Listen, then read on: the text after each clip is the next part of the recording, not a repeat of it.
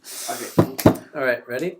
Welcome, friends, to the third ever Moral Economy podcast. I'm your host, Eddie Giuseppe. I am your other host, Fratnar. I am your other host, Andrew Fassett. And I am Chalman. I am also a host. Remember that you can find the Moral Economy at www.mainstreamidea.com. There you will find our past two shows, as well as a variety of articles on the topic of democratic economics and moral politics. Remember that you can send in your own ideas, articles, and questions to moraleconomy@mainstreamidea.com.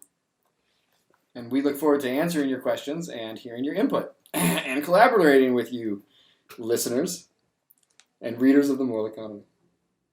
We have three main topics today. First is the horrific shooting at the Umpqua Community College in Oregon, which took place this past Thursday. Second, Oh, I forgot to write all that. where do I read now? And second? The second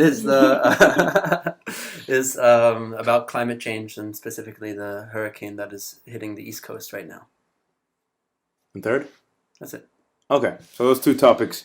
First, the shooting in Oregon, and the second on climate change. And the hurricane. First, we'd like to name the victims of last Thursday's shooting.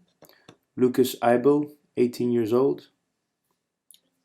Glenn Cooper, 18 years old. Rebecca Ann Carnes, 18 years old. Lucero Alcaraz, 19-year-old. Trevin Taylor Anspach, 20 years old. Jason Dale Johnson, 33 years old. Sarina Dawn Moore, 44 years old. Kim Saltmarsh Dietz, 59 years old. Lawrence Levine, 67 years old. Now we'll take 30-second moment of silence, please.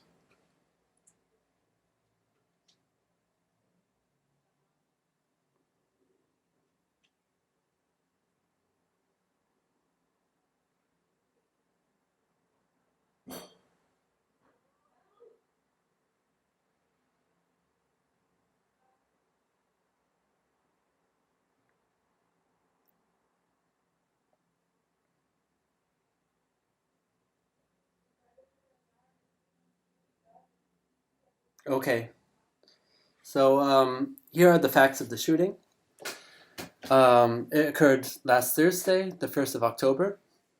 It was the fourth day of classes at Umpqua Community College in Oregon. President Barack Obama, in a press conference statement after the shooting, said mass shootings have become routine in the United States. And we will listen to a short audio clip about that.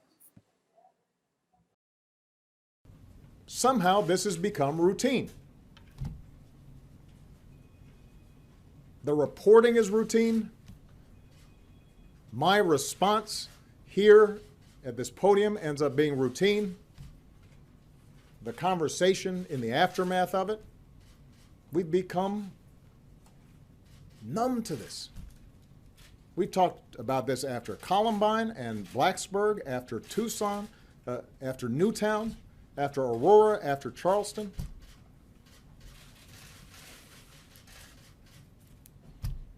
It cannot be this easy for somebody who wants to inflict harm on other people to get his or her hands on a gun. All right, so that was the short clip where Obama says that these shootings have become routine. I guess I'll ask the panel, what do you guys think of this? Has it become routine? Yeah, I mean, what was the statistic? 294 mass shootings in 2015 alone. I mean, there's still 3 months left in 2015. 294 mass shootings. That's mind-boggling. This is according to Democracy Now! Yeah, which is according to... They referenced their. Oh, I don't know. I didn't. Yeah. Anyways, When I first heard about this, my first reaction as a non-American was like, "Oh, it happened again in the States." Mm-hmm. Yeah, I think that was my first reaction. It's basically totally numb to it is a good description. It is routine. Holy shit! It's a terrible thing, but it's almost like it didn't. I wasn't even surprised. I didn't even spend like a few minutes thinking about it until maybe later, and then I spent some time thinking about it. But my initial reaction was kind of like, another one. Well, so there have been 142 school shootings since the Sandy Hook elementary school shooting of December 2012. And 44 of these have occurred this year alone. And something interesting that I found is that according to a 2001 U.S. Department of Education study, quotes, a total of 11 criminal homicides occurred on campus in 1999 compared to 24 in 1998 and 18 in 1997. So in the late 90s, it was actually going down, shootings across the United States, campus shootings. And now we're seeing more than ever. More than tenfold increase. Yeah, like what's happening? And I don't think the solution is more guns. Yeah, which is obviously not the solution. More crossfire. More people. The police come in and they don't know who's the actual shooter because other people are shooting. I mean, that's crazy to have more guns. Yeah, but that's from my sense, from friends that I'm still connected with, or people within my networks back in the U.S., even to people that consider themselves to be progressive to some extent. That's somehow the solution. Yeah, that's crazy. I mean, I always thought that was a joke. I didn't realize that was actually like the official rhetoric. No, that's the official rhetoric. The pro gun, the anti, gun regulation, strict gun regulation people are. Like, come on. You know what? Like more guns is like what a comedian would say at a stand. Yeah. I know how to fix this problem. Let's just give everybody guns. I saw an Onion article, and it was like to the effect of NRA sends a condolence package to the families and gives them firearms. And that's no, I mean it's Onion. Onion. But it's a joke. But I mean that's not like too far away from how they think. Right, it's not so far fetched. Yeah.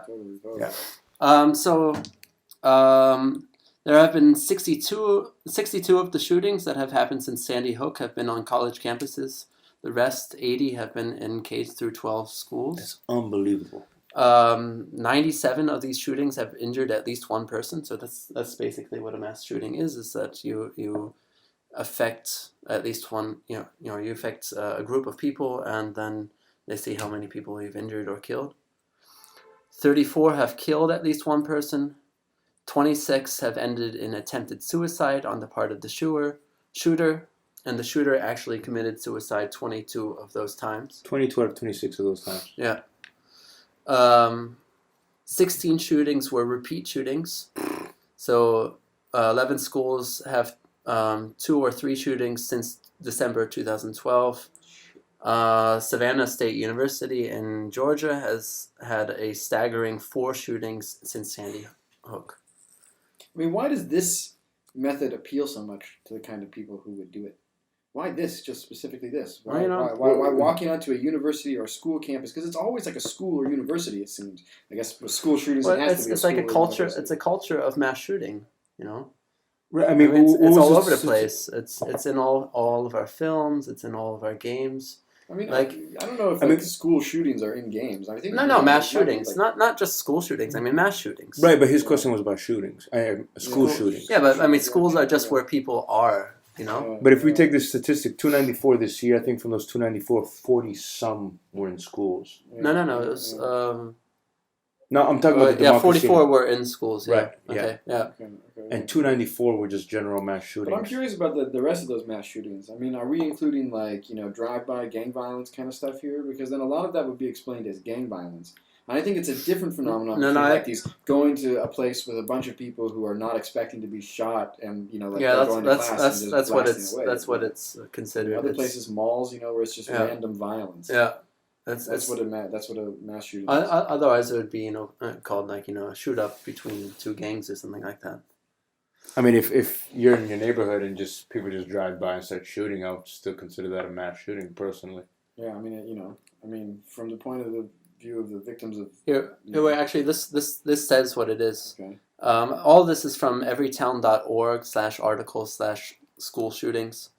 Quote on the data. Quote.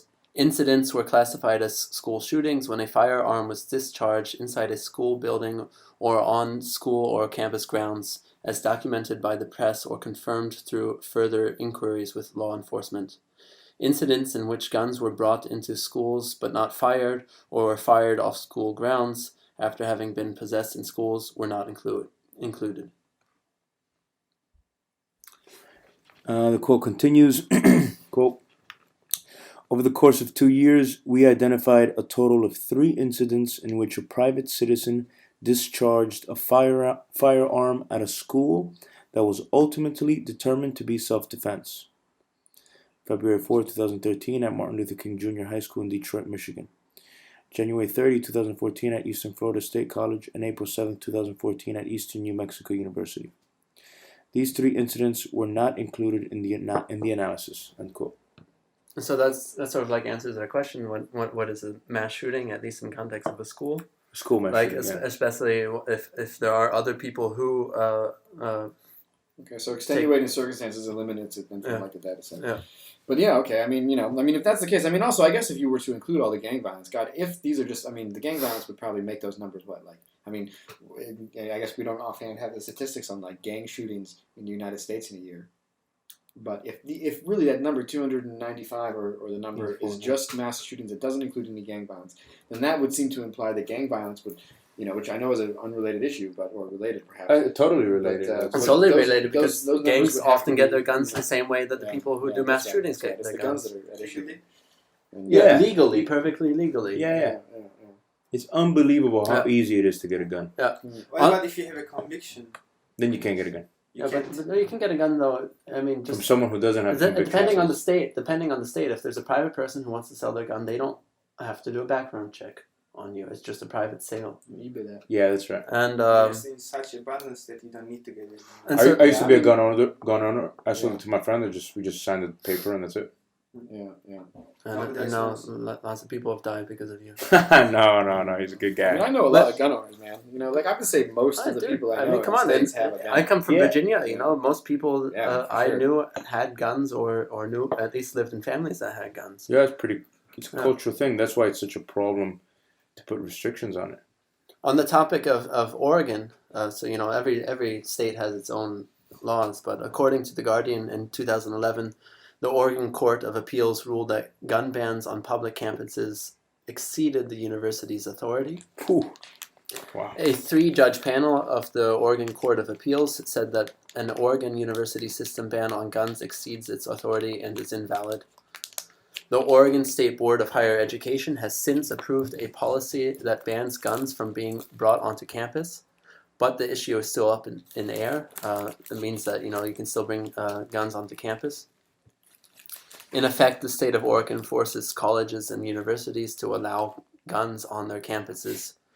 And this means that if you have a concealed weapon card, you are permitted by law to carry concealed guns onto campus. So, even Oregon, which is a pretty progressive state, when we think of a state that's progressive in the United States, it's Oregon. Yeah, they legalize pot. Yeah. I thought it was Washington and those 2 states. It wasn't Washington, Colorado. It's not Colorado. Washington, Colorado. No. Those 2 states are considered the Seattle, Washington, states. Portland, Oregon. I get those 2 mixed up all the time. I probably shouldn't say that. Why is Oregon progressive? What are they? It's consistently voted Democratic for a very long time, and they tend to have more progressive laws. All right. Yeah. Not when it comes to gun violence. No, to guns. Apparently not when it comes to gun violence.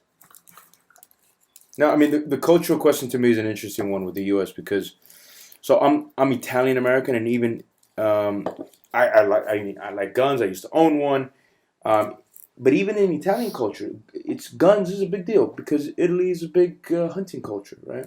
A lot of people own guns in Italy, but the gun laws are very strict. Each bullet has to be accounted for. Right, but great. Yeah, but there aren't as near as many mass shootings in Italy as there are in the U.S. But here's the thing: everyone has their guns, but still there's strict gun laws. So to me, it's hard to understand why stricter gun laws, if you could still get your gun why that's somehow impeding on your freedom. Yeah. I understand the Second Amendment is part of our culture. We have it to defend ourselves from the government. But what the hell? I mean, if you have to account for every bullet, like how are you going to stockpile all of that ammunition against the day that the government comes to try to? No, it's like bullets that you shoot. But right? that's the thing. How the hell is the most high-tech M4 gonna do anything to drones?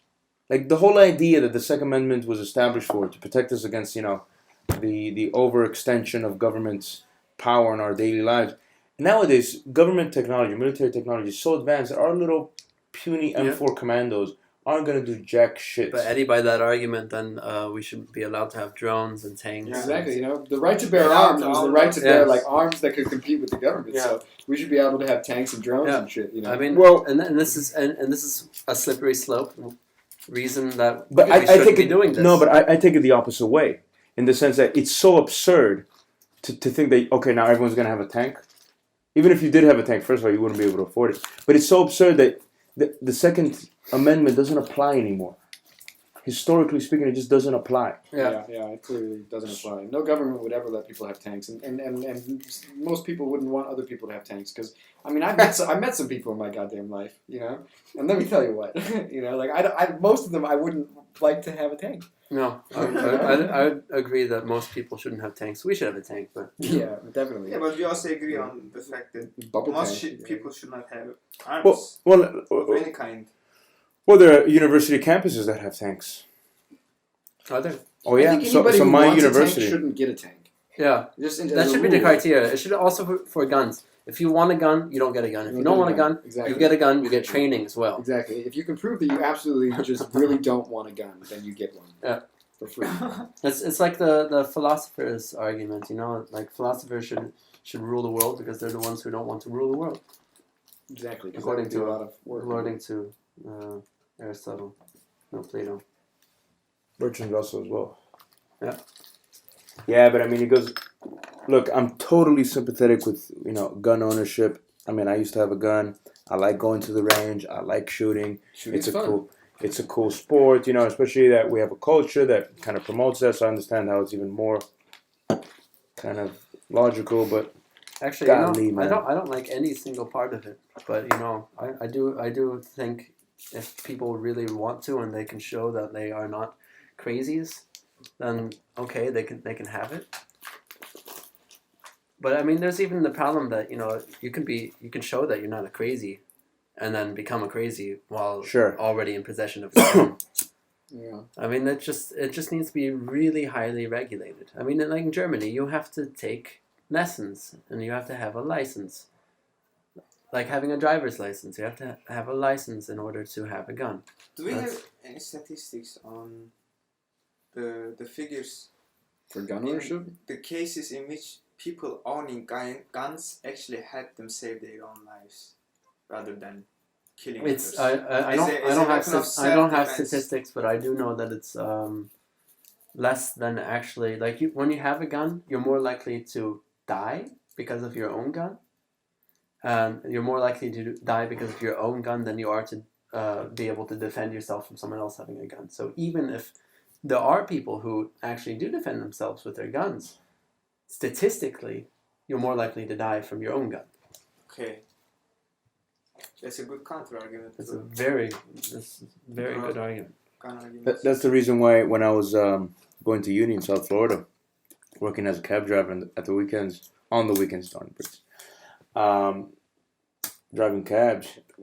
Yeah, damn English books. You know what I'm talking about.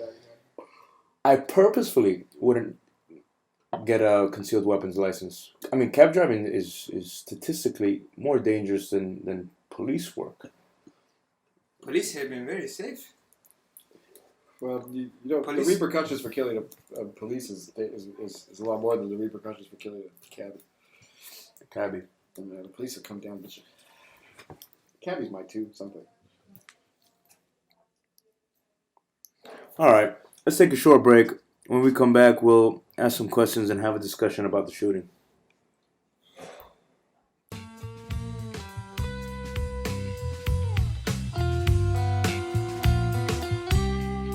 We're sick and tired of all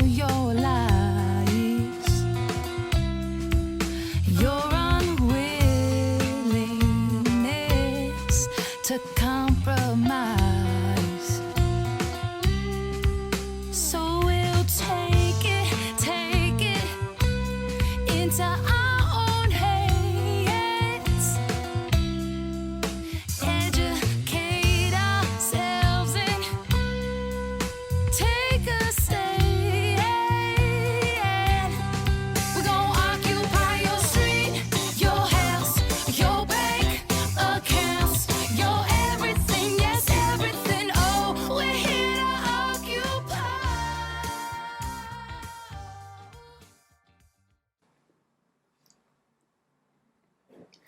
Welcome back. Let's continue.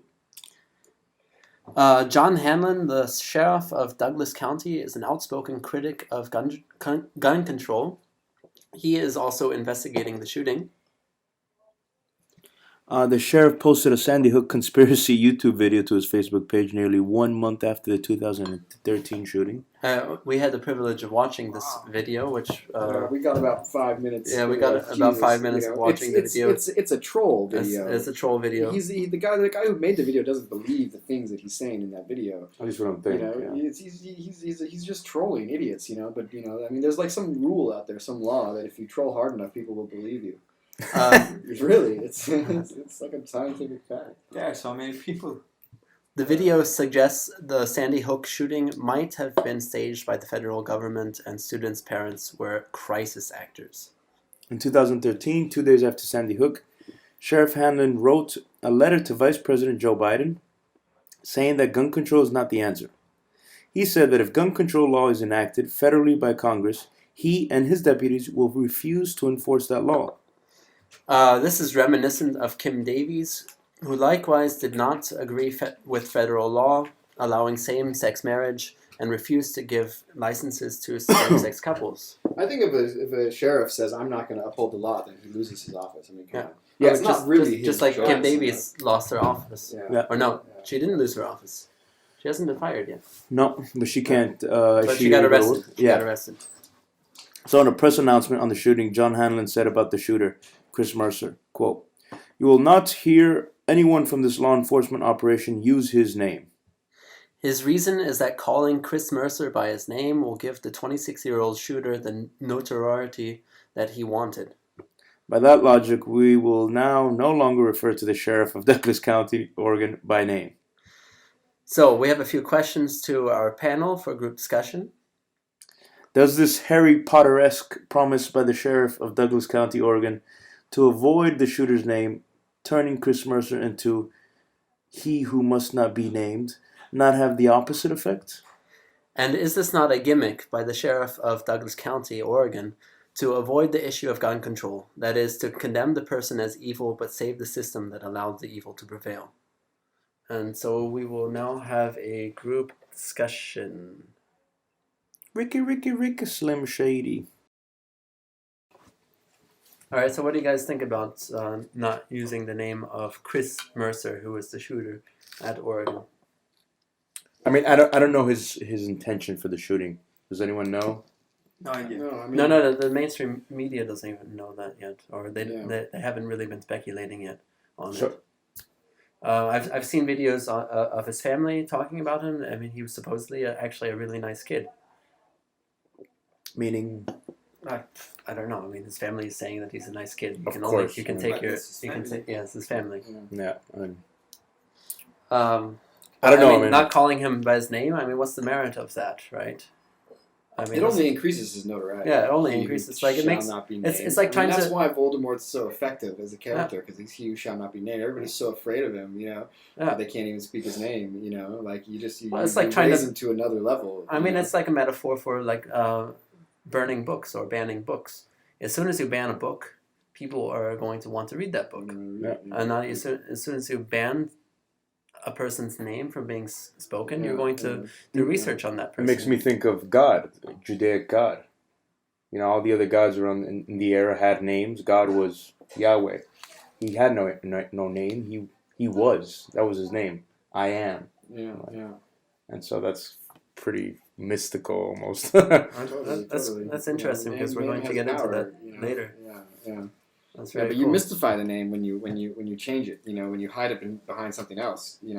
then you know it becomes like a secret. Well, you know? I mean, not only that, you know. but I mean, just the idea of trying to not say the name as if the person is just an evil person, you know, one evil person of many, and not like just another person in a system which is evil. Yeah, well, this is what a little bit tangential, but you know how in movies and in books sometimes you have the situation where the guy refuses to give his real name because he's always like names have power, you know, and or the girl says names have power, so call me this. I'm not going to tell you my real name, you know. But I think that actually, the reason the names have power is that they refuse to tell the real name. So they in this, by refusing to tell their real name and living under another name, they give their real name more power. You know, they make it powerful by withholding that information and turning it into a secret, you know, because then you create something, that's more than just the name, and this is the exact same thing right here, I mean, the guy, he who shall not be named, now, his name becomes something dangerous, something whispered, something, it becomes fetishized. Exactly, becomes fetishized. The groups of people who would be interested in committing crimes like this speak his name, And then all of that, like going back to Obama's video, that all of that makes it being routine again. So if it's just another shooter, right? It's just another shooter. Of many, shooters who are then, lone individuals who are not in affected by the system or who are not able to shoot because the system allows that. It circumvents the entire issue. Yeah. I mean, that's the other side of it as well. You also make it routine by no longer he's just the shooter. Next question: is it a gimmick to avoid the issue of gun control? Yeah, obviously. I mean, this is clearly the last. Well, I mean, this sheriff is not fucking. Yeah, I mean, we saw this sheriff posted a video in Facebook about Sandy Hook being a conspiracy. Yeah, I mean, if he's the lead investigating officer, then that was somebody that was a terribly wrong decision. I want him to interview the family, the parents who lost their babies. 5, 6-year-old babies that were murdered in Sandy Hook. Explain to them why guns are okay. Yeah, it's crazy.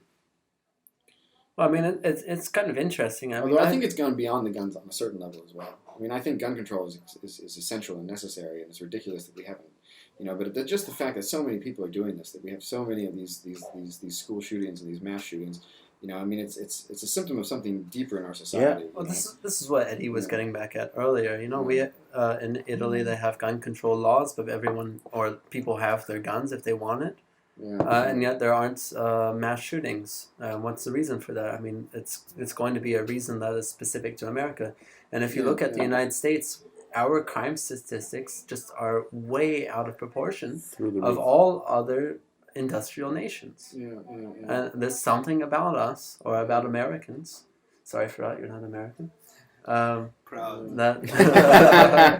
That's part of our culture that makes us have routine shootings now. Yeah. I mean, I don't want to speculate, but something about alienation, maybe. Nobody feels that they belong to anything. You can just kill strangers. Well, I mean, it's also a big part of your economy, right? Yeah, everything's alienation. Nothing comes from anywhere gun specific. production industry. Well, no, of course, it's a huge part of the economy. I mean, that's it also keeps the things circulating. But it's also a huge part of the politics to not trust the government, for instance, and that means the Second Amendment is one of your favorite amendments because it's seen as the protection against the government. Yeah. Real protection against the government, of course, is free speech and freedom of the press. Yeah. Yeah, that's right. And democracy. I mean, freedom against the government is the ability to actually democratically control your own government. Right. That's the number one freedom. That's why the countries that are rated as being the happiest and as having the best economies, or where people feel they are have a good standard of living, are the ones that also have really good democracies. Which means participation. Right? Yeah, participation. Like Denmark or Switzerland is a very good example of a country that has lots of guns, lots and lots of guns. Everyone is in the army. Yeah, every single male is in the army. And they get trained. They have to go to training. I think it's once a year. And they all have guns. So every single Swiss male citizen has a gun, and they don't have mass shootings. Yeah, and I think it's more than just participation. Or participation is more like a positive side effect, or symptom of just sort of a deeper kind of enfranchisement in the deep sense of actually having a democratic say over things in your life. Because in our country, in America, it feels like they mimic this. They pretend like we have it.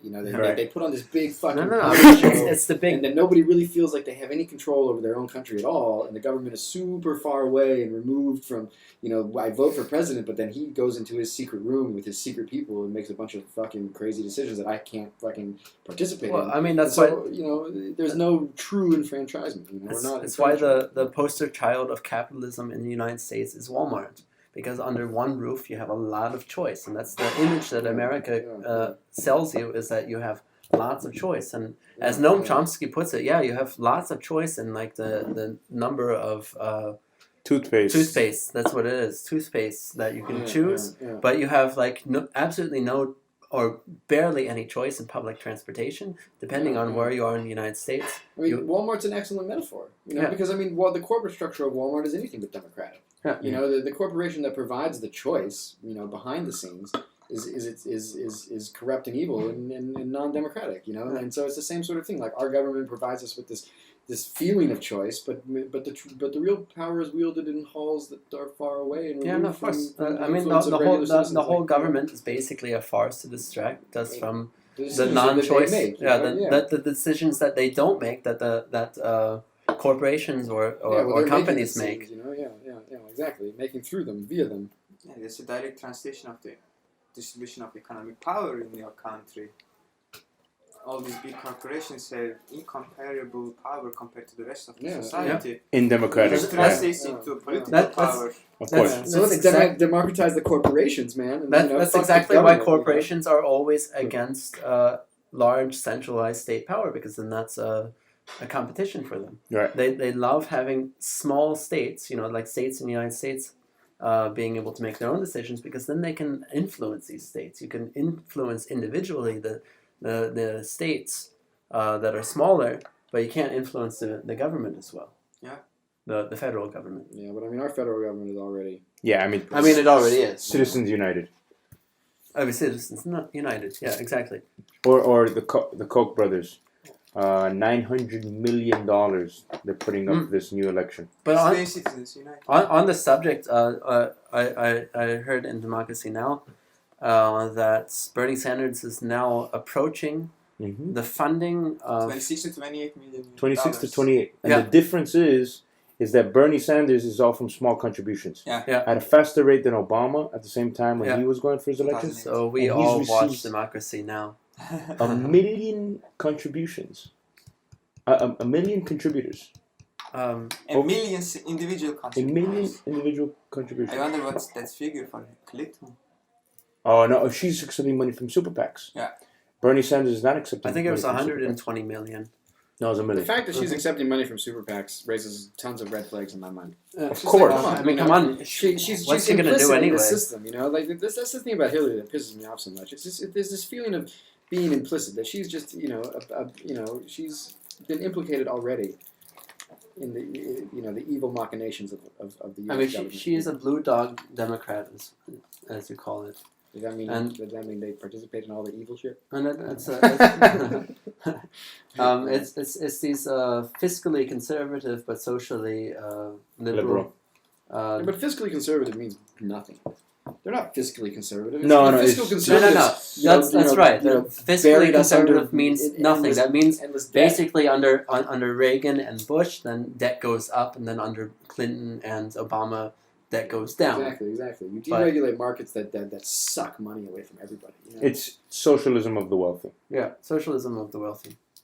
The wealthy are subsidized when the working class has to pay for it. Yeah. And as we all know, we're all against socialism, so let's do something new. Yeah. So, that concludes this segment. We'll now take a short break, and when we return, we'll discuss climate change. I know we feel it's time we occupy. Hey, I reckon it's a revolution.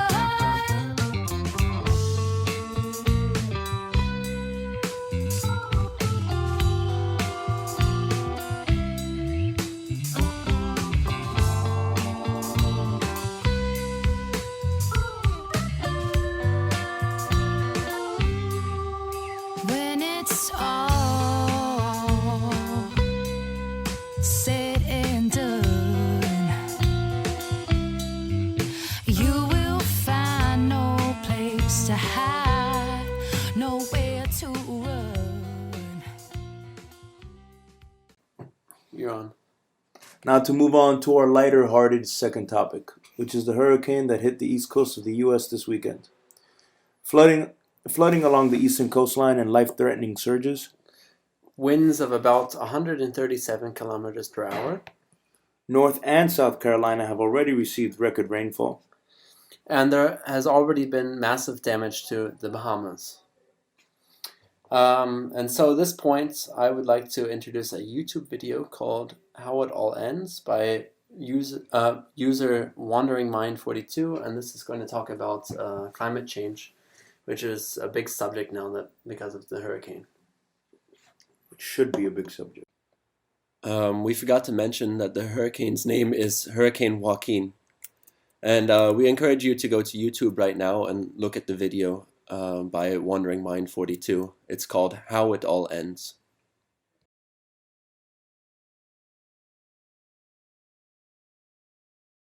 Here's something I bet you haven't thought of. You know that whole shouting match about global warming? Yeah, and I'm sick of it. What's with the hat and smoke? I'll be playing devil's advocate. Lay off, it's the best I could do for Horns and Brimstone. Okay. I know it seems like such a noisy mess that it's easy to tune out, but here's a thought for you. While we debate whether humans can really change the climate or not, we are at the same time running the experiment. The kicker is, no matter what the outcome of the experiment, we're in the test tube. So it seems pretty clear that we better get to the bottom of the controversy as quickly as possible. But how do you know which side to believe? What if I told you I've got a way to look at it where you don't need to believe anyone, but you can still decide with confidence what we should do? What are you smoking? That sounds impossible. Yeah, I thought so too. So I put it out there in a video, and after being critiqued by thousands of people, I think I've now got a conclusion that is pretty much undeniable. We'll just see about that. So here's the reasoning in a nutshell. If you want more detail, watch for the index at the end of the video. First off, no one's perfect. So every choice you make brings with it a risk if that choice turns out to be a mistake. Given that, which risk would you rather take? Listen to the activists and take big action now, risking the possible harm to the economy that the skeptics warn us about, or listen to the skeptics and don't take big action now, risking the possible destruction and upheaval that the activists warn us about. Bottom line is, which is the more acceptable risk? The risk of taking action or the risk of not taking action? Ah, geez, when you put it that way. Hey, don't just accept what I say. I'm just some guy. Think it through for yourself. Okay. Wait a minute, global warming isn't caused by humans in the first place. I've seen lots of evidence for that. So you're presenting a false choice. Are you infallible? No. Could you be wrong? Yes. So the question, which is the more acceptable risk, still applies, doesn't it? Fine, but it's still a loaded question. Well, take a look at where the question came from and see if you agree that it's a valid one. If you need to make a decision when things are unclear, like we do with global warming, it's often useful to look at the different possibilities for the future. The first possibility is whether human-caused global warming turned out to be true or not. So let's put F for the future where it turns out to be false and T for it turns out to be true. The other possibility is what action we end up taking. Let's make column A yes for significant action and column B no for little to no significant action. So that gives us 4 boxes that spell out 4 different basic futures. What might each of these futures look like? First is the future where we did take action and global warming turned out not to be real after all.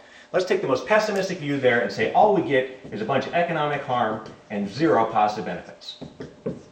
How about this box? We didn't take action and we didn't need to. Everybody celebrates. The skeptics because they were right, and the activists because it wasn't the end of the world after all. How about this box? We took action and it was a good thing too because the doomsayers were right. We've still got the economic costs, but everyone's okay with that because we saved our cookies. Now how about this box down here? We didn't take action, but the doomsayers turned out to be right. Well, if we took the most pessimistic view up here, we should do the same thing down here. And this, you've heard before.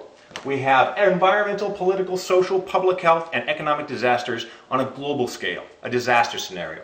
Now, obviously, this is grossly simplified. The smiley faces give that away. But we can say that the future will fall roughly into one of these 4 boxes. Most of the shouting match is about trying to predict which road the future will fall into, which we can't know for certain until we actually get there. But what we can know, because we control it, is which column the future will not fall into. Because by taking action or not, we are choosing a column, and that eliminates the risk in the other column. So it's a bit like buying a lottery ticket.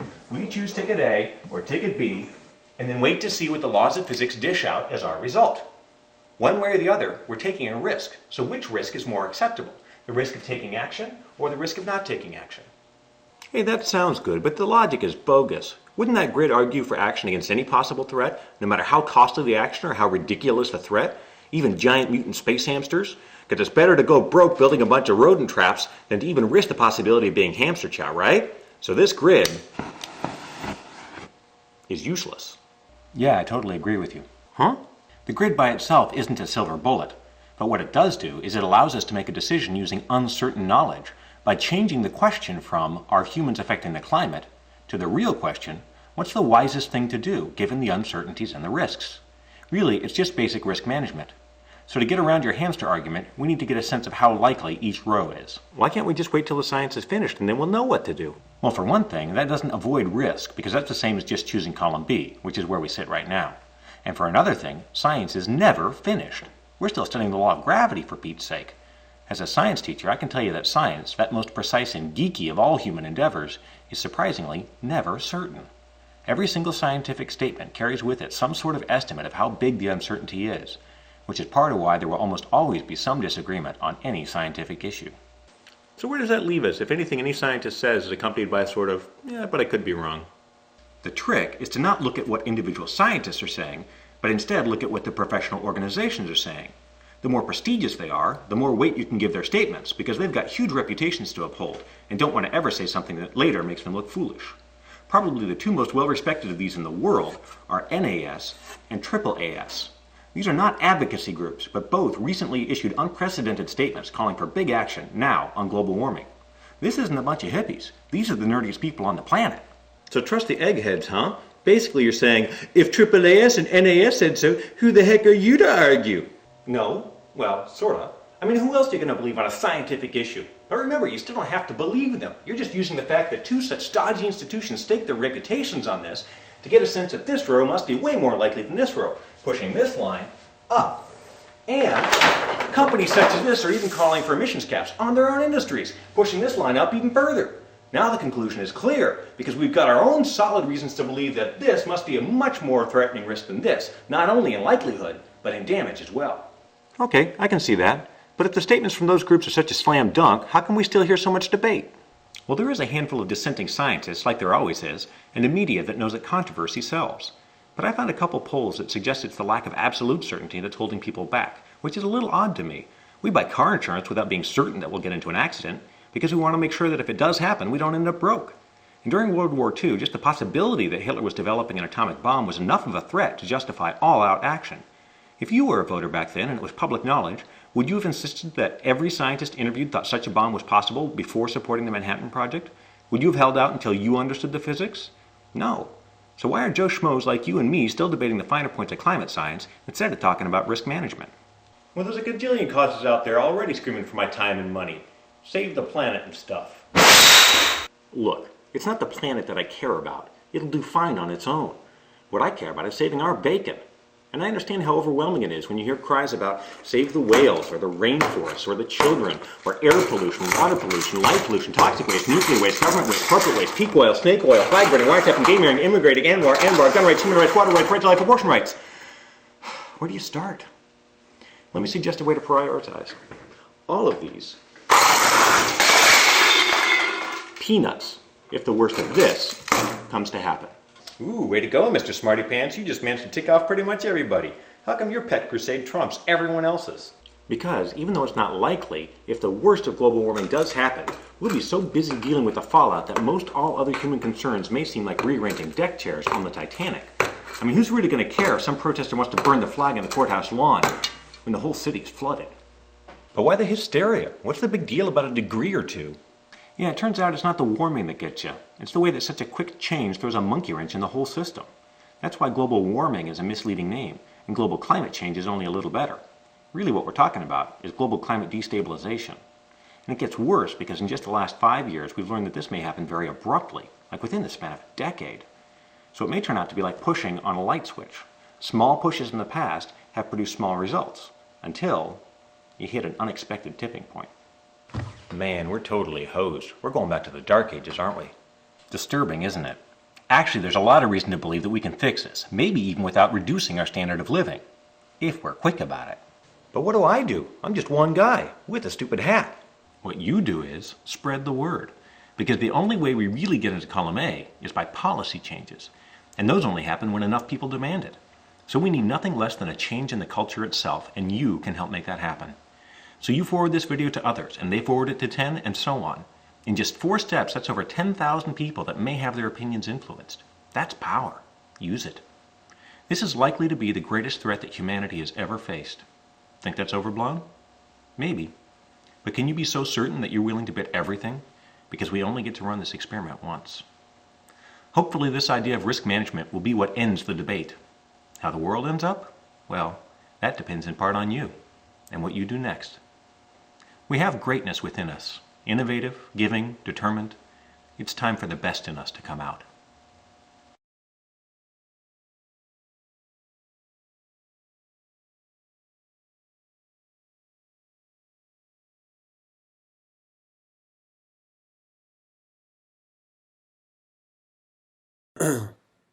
So before we discuss the video, we'll take a short break. See you soon. Heaven should notice, notice. It's everyone. And we're coming for you, for you. It can't be undone, won't be undone. We're gonna occupy your street, your house, your bank accounts, your everything, yes, everything. Oh, we're here to occupy. Oh, I know it, feel it's right.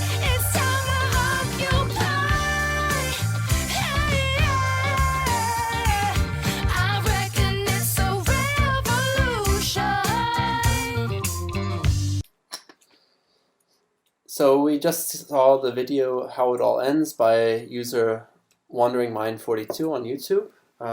First I'd like to get your input on the video, guys. I really like the way he presented everything. It was very both introductory and also alarming, with this sense of urgency that really makes you kind of ask the question, like, when is it going to happen? How is it going to happen? What does it mean for me? Yeah. And these are questions that we really need to discuss because it is happening right now.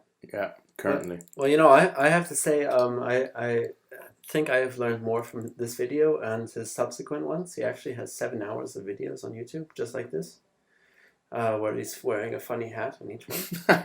And doing cool chemistry experiments. Yeah, it's really cool. And I think that has educated me more than, you know, my 4 years of bachelor and 3 years of PEP, of politics, economics, and philosophy master.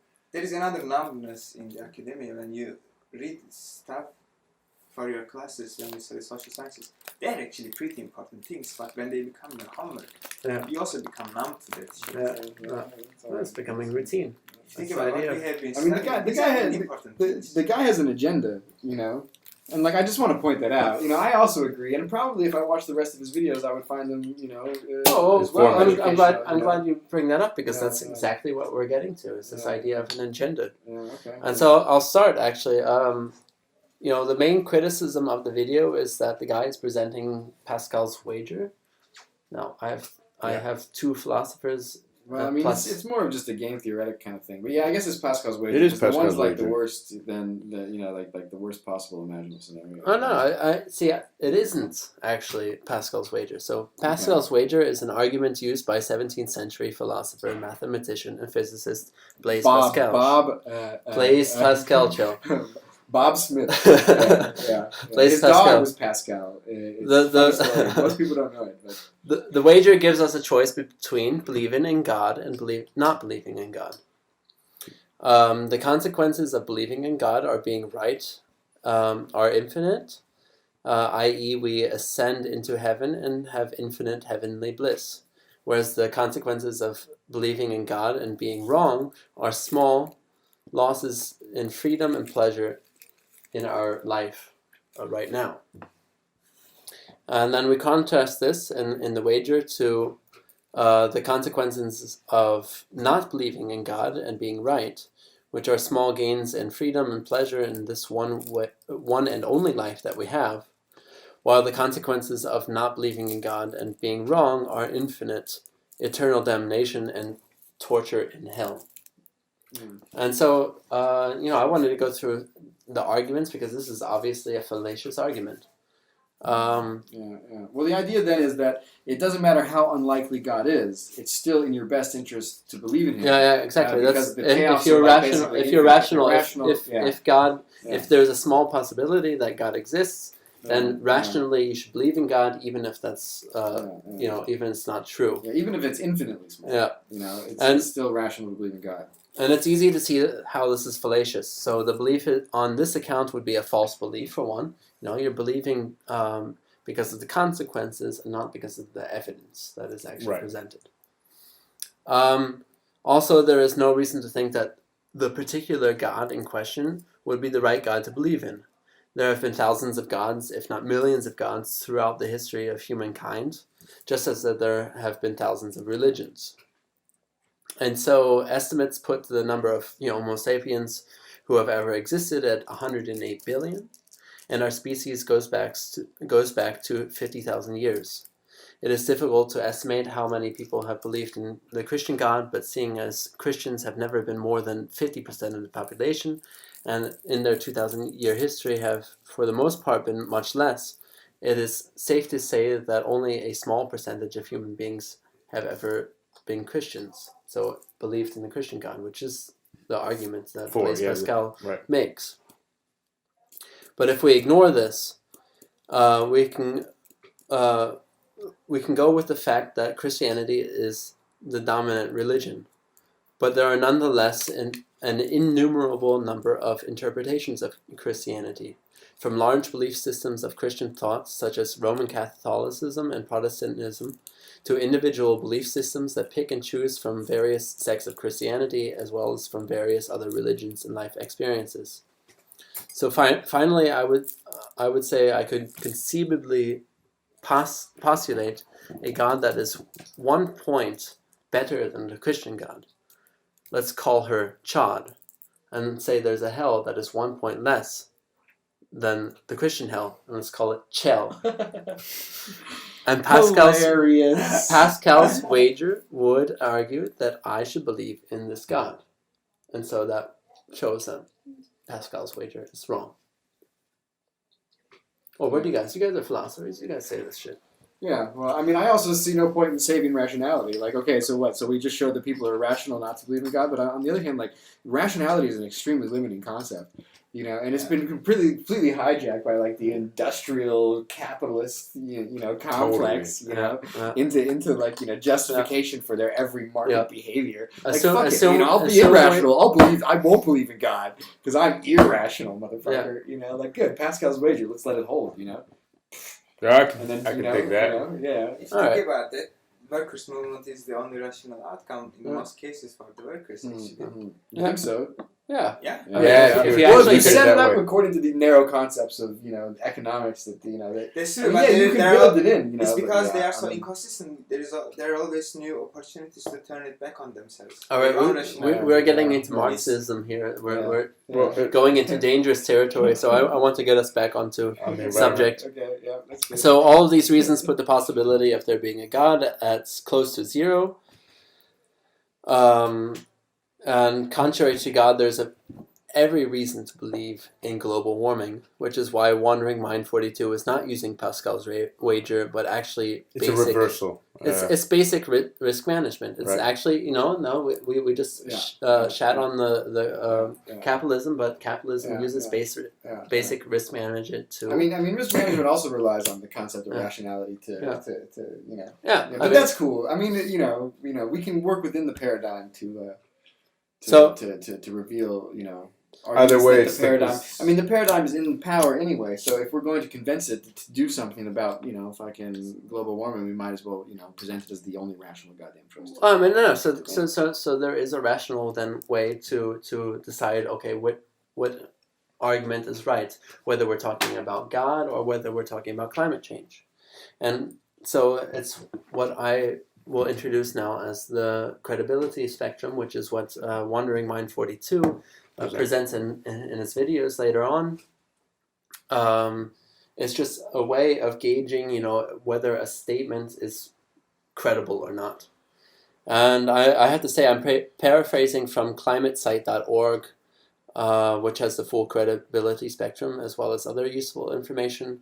But a lot of this I've also changed based on the videos of Wandering Mind 42. And that's in no way a recommendation that you visit that site? Yeah, no, none at all. YouTube. And so the credibility spectrum can be divided into two categories, which are individuals and organizations. For individuals, you have level 1, which is the lowest level of credibility, and these are lay individuals. So people who with no formal education in climate-relevant science, such as bloggers, YouTube commentators, Facebook posters, and the present panel. Hear that, motherfuckers?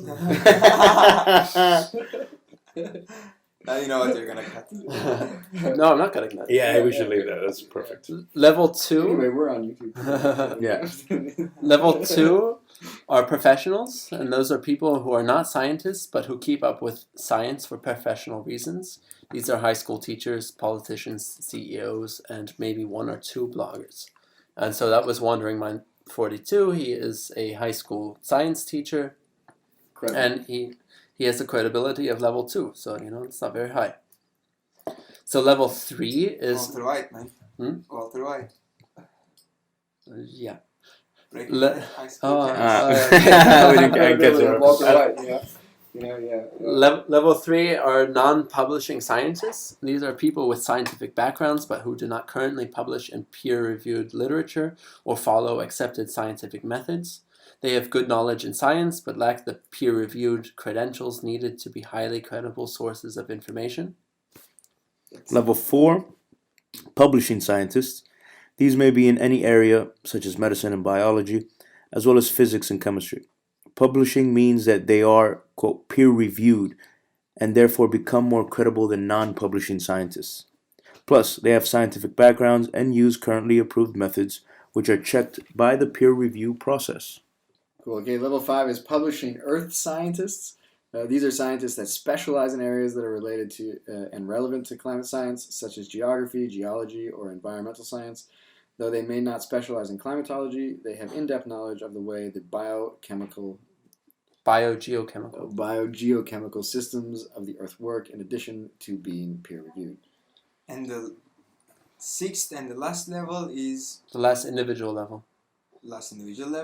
Publishing climatologists or climate-related specialists. These are atmospheric physicists, radiative physicists, and other scientists whose fields are relevant and essential to climatology. Publishing climatologists are the most credible individual professionals for obvious reasons. Now, at the organizational level, there's level 7, which is advocacy groups and think tanks such as Greenpeace and the Sierra Club. They often employ or get their data from publishing professionals, though their obvious bias means that their credibility can be skewed. Well, then why are they level 7? Well, because there's level 8. Because and they're 9. more than individuals. Okay. Then level 8, universities. These are generally up-to-date in their scientific research and usually have many science professors behind their statements. They also stake their reputations in their statements, and perhaps more than any other group or individual, they have a high incentive to maintain good reputations. Perhaps even universities are advocacy groups and corporations that make statements that... The last sentence kind of fell apart in there. The last sentence is that on the same level, you can perhaps put university advocacy groups and corporations that make statements that contradict their own biases. And level 9, peer-reviewed scientific articles. These are most often written by more than one scientist and have therefore undergone extensive review processes to minimize for bias and ensure the correct scientific methods are in use. The highest and most credible level is level 10, professional scientific organizations. These employ thousands of publishing scientists and, much like universities, have massive reputations to uphold. To quote the website, they often publish their own peer-reviewed work. Their statements carry more weight than any others, unquote. And so it is obvious that from any individual organization, that any statement from any individual organization must be weighed on its own merit, though this weighing depends mostly on statements by other individuals and organizations. That is why the hierarchy of the spectrum is so important. Right. You want to say something, Joe? No, I just thought we could, what about I mean, is that list, do we all agree with that list? I mean, that's... Well, let's finish this and then we'll... Okay, we can read it through, yeah. So, I guess it's important to say that no single statement from a single individual or organization can be deemed definitive, but has to be assessed against the background of statements by many individuals and organizations in the relevant fields. It's important to note that some individuals and organizations, mostly laymen, non-publishing professionals, or advocacy groups, may be funded by other individuals and organizations that have a stake in the climate debate. That is why professional scientific organizations are the most credible. They receive funding based on the merits of their science, that is how their findings stack up against previous findings. Their reputations compel them to punish any defectors who might be paid to cherry pick or lie about their findings. So that concludes the segment. We'll return for our final discussion. I just want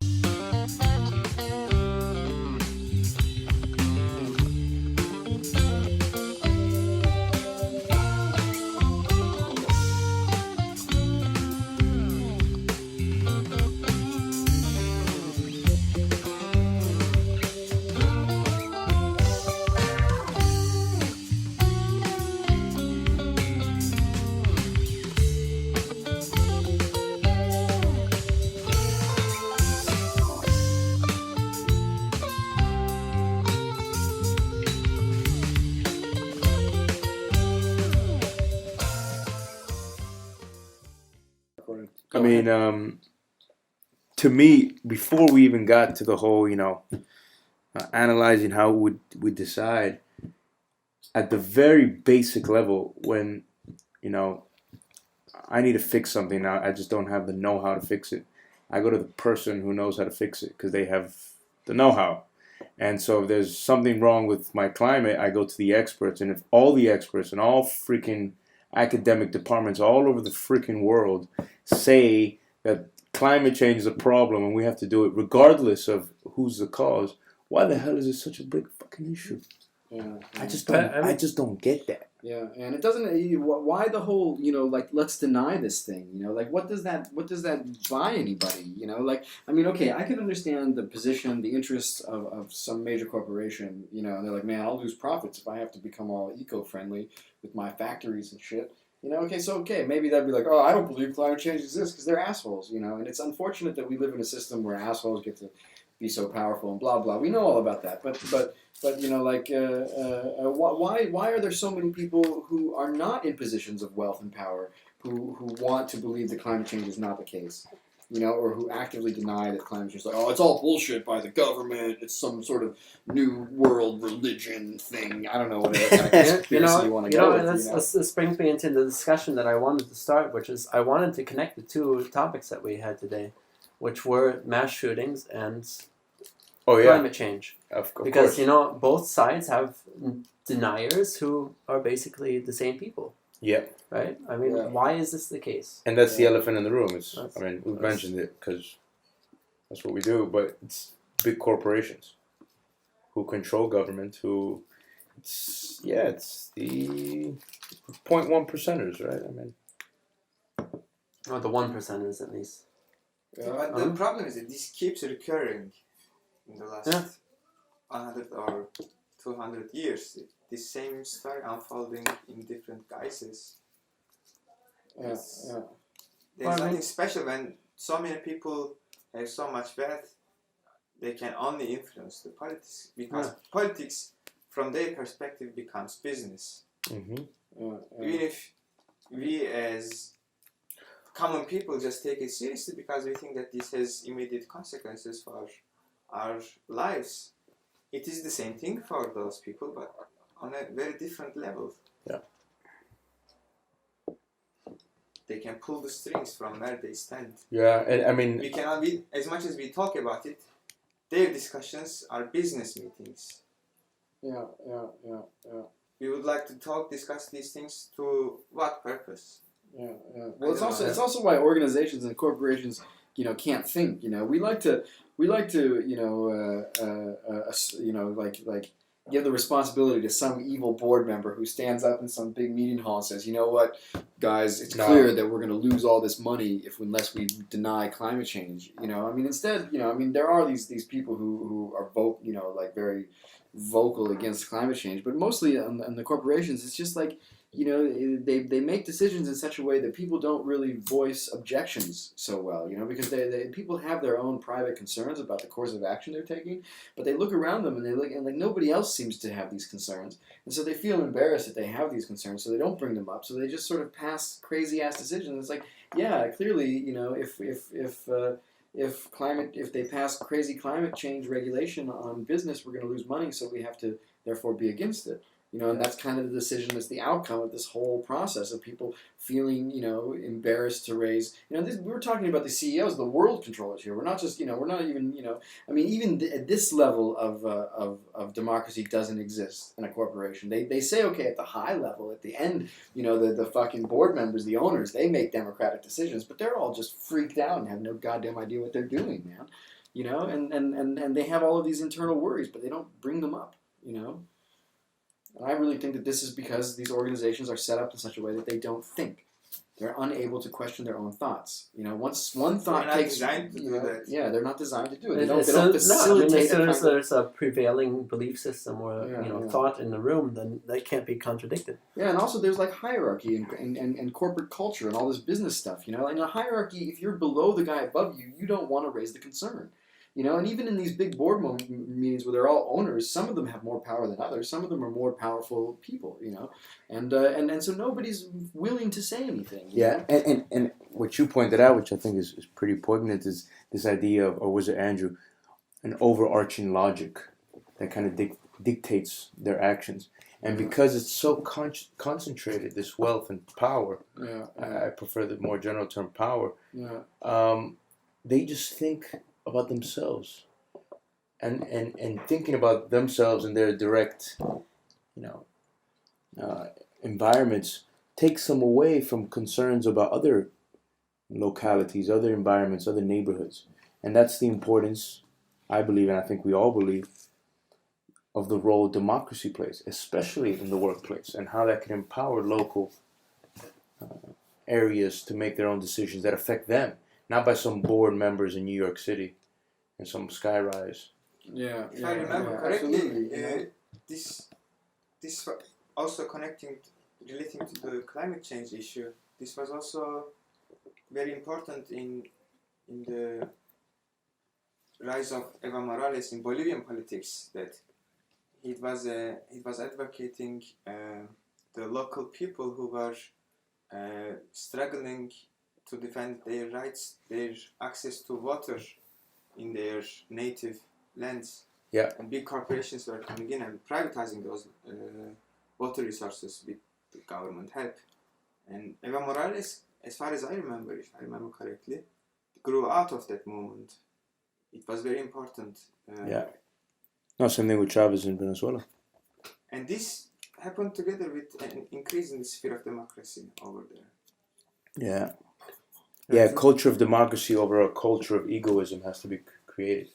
And I see that as a counter, maybe as even a meme, the idea of cooperation, of helping your brother. Yeah. I mean, individualism turns out to be kind of nasty, man. Yeah. And also easily manipulated, because it turns out the individual stripped of, community feeling just, builds it into his fucking, market consumption, fashion choice. I have an iPhone, I'm part of the iPhone exactly. community. Creating that identity. You could have been a part of a real community with a real We went to the flea market, the the other day, with all the hipsters in it, and it was just, a big trading of a way of dressing, of a way of acting, of a way of consuming. Totally. They were all hipsters, and we as well. I mean, we were there, right? Yeah. Good trading. We all got something. So, That's true. Let's go. Got a scarf. Yep. And an idea I see with this whole individualism and consumerism and how we're detached from our communities is the role of commodity fetishism. Now, the other day I'm going with a colleague of mine. He's checking out some shoes to buy. I've needed to buy some shoes for a while now, and I ask a simple question, which to me, because I think about these things, I walk into the shoe store and I say, okay, cool, I want to get some shoes. What can I get? I go to the counter and I ask him, okay, look, I'm looking for some shoes that aren't produced by children. And the guy looks at me, he's like, man, okay, we got these from Vietnam, these from Indonesia. It's like, but they all don't have like workers' rights, so probably kids, lowest paid workers they can get. They're probably producing these shoes. So I was stuck. I had no real choice. Going back to this question, we have the choice of all these shoes, beautiful, different colors, different styles. But I'm looking for one that isn't produced or has the possibility of being produced by children. I don't have the choice. I went to 2-3 different stores. I have to go online. And it ties back to this individualism, this kind of corporate culture that's created in the boardroom. They make decisions and they totally void of any sense of what their results, what their effects are going to have. It's a metaphor for our own democracy, Yeah. We mentioned this. I don't know if we were recording when we were talking about that before, but because in our democracy we have this sort of semblance of choice, we vote for people, we get hurt, we go voting, But the mainstream media is trying to give us the choice between Hillary Clinton and Trump right now. Sanders. No, Sanders is not getting into the mainstream media. Isn't he? No. I haven't watched CNN or Fox for a while. He's sometimes mentioned in CNN. Yeah, he has to be because look how strong he is. He's approaching Hillary Clinton in approval rating, and he's approaching her in how many donations he's had. That's why a great development, actually. Yeah. And I found it interesting. I don't know if you guys heard. But one of the guys contending to take John Boehner's position, the Republican Party. This is just all this goddamn semblance of choice that I'm talking about. It is. The real choices are made outside of the influence of the people in the democracy. They're made behind closed doors, and we don't have much access to it. We don't understand it, and it's highly complex. And even the people making the decisions don't make the decisions in the sense of writing them, because they have lawyers and scientists and experts and weird people who behind other fucking closed doors who write these rules that they then debate and sign and tack other rules onto that were written by other people in this giant mess of a system that I have zero influence over, besides one measly little vote for some guy that I've never fucking met. I never met that motherfucker, any of them. I don't know. I'm just my own personal goddamn opinion. I just feel like, it's exactly the same as going into a shoe store and asking to buy a shoe that's not fucking made by children, then saying, oh, we have 1,000 shoes here, but they're all made by children. Sorry, in slave labor camps. It's a bummer, but you can have one of our shoes. And there you go. Now this is me saying don't vote, sorry, because that's not a very popular opinion. But it's like, so then I guess what do? Buy a fucking shoe?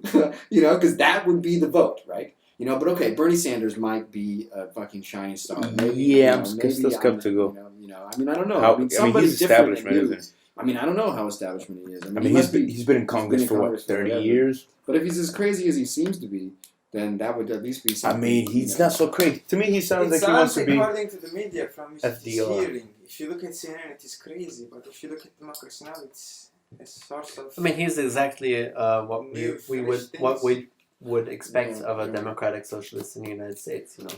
He seems to me to be FDR. Who was still pretty established. He isn't saying anything more than what FDR said. Actually, right. He's not actually advocating socialism. He's advocating state capitalism. More control of capitalism through the government. Exactly.